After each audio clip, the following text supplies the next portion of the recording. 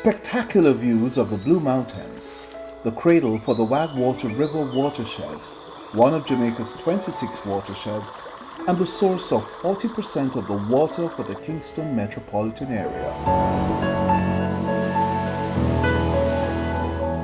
Fresh water rolls from these hills to the valley, supplying one of Jamaica's longest rivers, the White River, flowing for 27 kilometers past bamboo groves and lush vegetation, crossing the boundary lines of the northeastern parishes of St. Anne and St. Mary to empty into the Ocho Rios Fish Sanctuary and into the Caribbean Sea.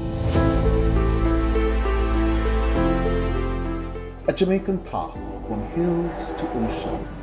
This is a story of a remarkable project to increase Jamaica's resilience to climate change by sustaining our watersheds, our coastlines, our land and marine resources, while empowering more Jamaicans with the required knowledge and awareness to secure their livelihoods in these spaces.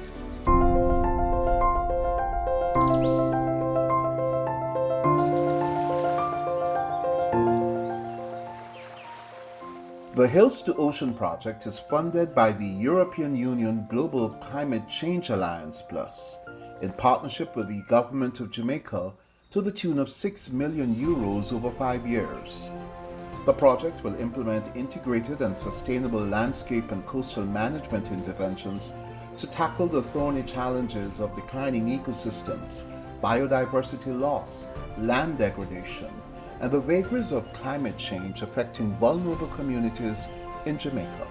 The project intends to stop erosion in selected watersheds to reduce degradation of important terrestrial habitats, sedimentation of the marine space, loss of soil productivity, and pollution of the rivers and streams for improper waste management. The restorative activities are therefore designed towards building climate resilience and transforming managing capabilities within affected ecosystems and communities. In the lower reaches of the watershed, the flow of the Water River has slowed to a trickle in parts of the picturesque Castleton Botanical Gardens. For Oswald Eyre, a longtime resident of the Wagwater Valley and president of a local NGO working with 17 communities, the Hills to Ocean project is a welcomed addition to the ongoing efforts to restore the watershed. These are two big resources, Castleton Gardens and the Wagwater and its tributaries. In the early days, the Wagwater was most important for fishing, for recreation, for training everybody on the banks of the Wagwater, some 17 to 18,000 persons. By age 10 or so, they will be able to swim. There was a section of the river that we call Deep Hole, very deep, and it retained water. And when rainfall is low, those deep holes will gradually feed the stream with water. And by the time they are exhausted, rain would come again and refill them. All that is gone today. The Hills to Ocean project will directly benefit Castleton Gardens and many other communities and residents who make their livelihood from key economic sectors like agriculture and tourism. There are 3 targeted watershed management units under the project: the Wagwater WMU, including Castleton Gardens, the Rio Nuevo WMU in St. Mary, and the Rio Bueno White River WMU in St. Anne and Trelawney.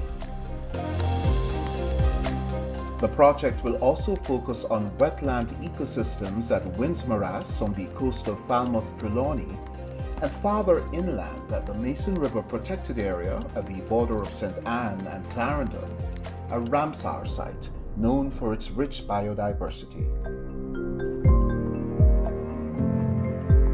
The Hills to Ocean project will also assess the health and distribution of seagrass beds in the Ocho Rios Marine Park Protected Area and at the Helsha Bay and Half Moon Bay Portland Bight Protected Area in St. Catherine and Clarendon.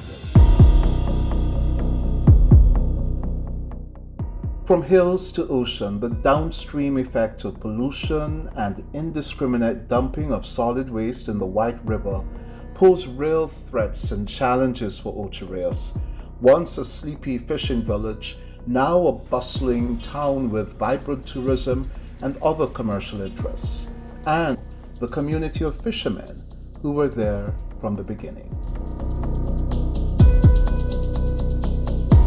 Belinda Collier-Morrow, a diver and chair of the White River Marine Association, which has partnered with the fishermen in the area to run the Ocho Rios Fish Sanctuary, remembers a time when the coral reefs were healthy and the fish were in abundance.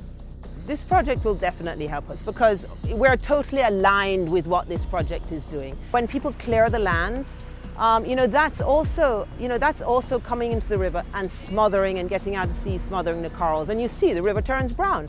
You can see it goes for miles out to sea when we've had a big rain. So this project will work to address things like that. Better farming practices that will affect the river. That will in turn affect what we're doing out there.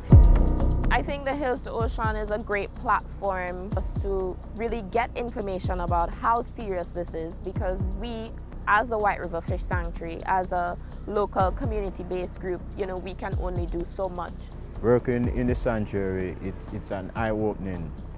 It teaches us to care, the bad habits and, the do and the don'ts, If people have an understanding of what their actions do and why it matters, I think that is what is going to make a difference.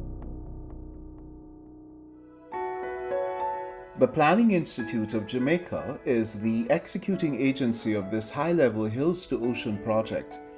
A core project management unit collaborates and coordinates daily with technical experts from the Ministry of Agriculture and Fisheries, Rural Agricultural Development Authority, RADA, and the Public Gardens Division, and from NEPA, the National Environment and Planning Agency. The implementation of this project is a direct investment in data collection and research and will strengthen the technical capacity of the National Environment and Planning Agency, ultimately bolstering its monitoring and early warning capabilities. Together, let us join hands and hearts to manage and protect Jamaica's land, wood, air, and water. Given the new national campaign by the Ministry of Agriculture and Fisheries to grow smart and eat smart, we look forward to the new possibilities presented under this project to teach new techniques, build resilience, and strengthen our island nation. RADA aims through the promotion of integrated and sustainable land management practices, as well as direct transfer of knowledge to achieve these goals. The Hills to Ocean project was developed through partnership and collaboration. The direct project beneficiaries are members of the communities in the 3 named WMUs, but the entire Jamaican population will benefit from its outcomes. The PIOJ looks forward to continued collaboration with residents, the European Union, and state partners in making this project a success. We value and appreciate the cooperation with Jamaica regarding this project, as it will allow us to further progress on the joint fight on climate change. Jamaica has proven to be a pioneer in the region regarding the subject, and we are very happy to see that actions are taking place every day to improve the life of Jamaicans, as well as of all those sharing this planet, since climate change doesn't stop at national borders.